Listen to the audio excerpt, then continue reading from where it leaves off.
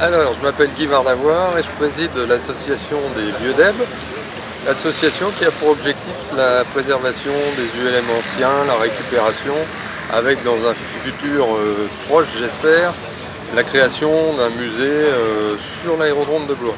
On en profite, on a notre trésorier qui est là-bas et notre secrétaire qui est là-bas. Cette année sur le salon, on présente l'appareil Ballrit qui est bien connu des gens de l'ULM. Et celui-là il est un petit peu particulier parce qu'il a été utilisé dans l'armée de terre et il était affecté, on voit le logo, à la circulation routière. En clair, ça voulait dire que en cas de conflit par exemple, c'est des machines qui étaient censées se poser n'importe où et que les gars allaient mettre la signalisation ad hoc sur la route. C'est un appareil Henri Minier qui a été fabriqué par les enfants miniers et qui peut être transporté comme ça, voire même rouler sur son essieu principal qui est un essieu routier. Et la machine devait être détruite et après 9 mois de négociations, beaucoup de courriers avec différents services de l'État, on a réussi à la récupérer. Un don a été fait à notre association. On a un Scout, c'est un appareil australien, c'est pratiquement dans les plus vieux appareils existants au monde. Original aussi, puisqu'il était fait par un constructeur de bateaux. Et on retrouve pas mal d'éléments de la construction navale. C'est-à-dire ça, c'est un mât de bateau.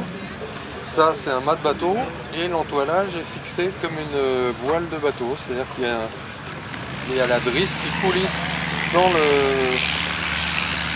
mât d'attaque. Bon, quand on regarde sur des sites un petit peu spécialisés, on s'aperçoit que ça avait un vol un petit peu particulier. Moteur de tondeuse à gazon avec bloc en fond. Et cet appareil, on l'a exposé dans le hall de la DGAC, ce qui a permis aux ingénieurs de la DGAC de mieux comprendre pourquoi on avait une réglementation si spécifique.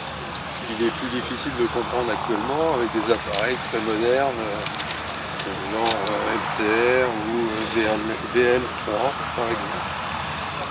Le petit là, c'est vraiment aussi la préhistoire. C'était fait à la Sofrec, ce qui ne veut pas dire grand chose à part pour les vieux d'EP que nous sommes. C'était la première entreprise qui avait Roland Magalon, qui est une figure de l'ULM. Et donc il avait une entreprise qui faisait du matériel pour l'élevage. Et il commençait à se passionner pour l'ULM. Il a développé cette première machine avec un moteur Sachs et une aile qui faisait 21 mètres carrés. L'entreprise après a quitté ce nom de Sofrec pour s'appeler Véliplan, beaucoup plus connu. Là, un chic inox. Donc c'est pareil qui date aussi des années 85, on va dire, et qui a été donné par un pilote de Bourgoin-Jallieu et que nous avons restauré. Le concepteur de la machine et le fabricant s'appelle Jackie Tonnet, qui est aussi à l'origine du fabricant d'hélicoptères Dinali.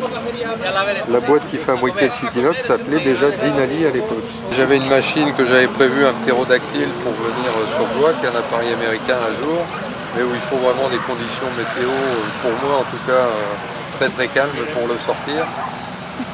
Quand on le pratique tous les jours, bon, on finit par s'adapter, mais c'est une machine un petit peu pointue, qui fait un peu ce qu'elle veut et moi un peu ce que je peux.